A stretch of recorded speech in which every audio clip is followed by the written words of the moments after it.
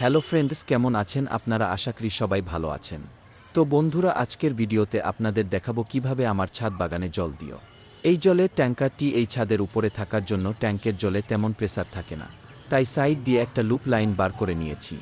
আর এটা করার পর থেকে খুব কম সময়ে আমার জল দেওয়া হয়ে যায়। ভিডিওটি ভালো লাগলে অবশ্যই লাইক, কমেন্ট ও এরকম আরও ভিডিও দেখতে চ্যানেলটিকে সাবস্ক্রাইব করে দেবেন। ধন্যবাদ।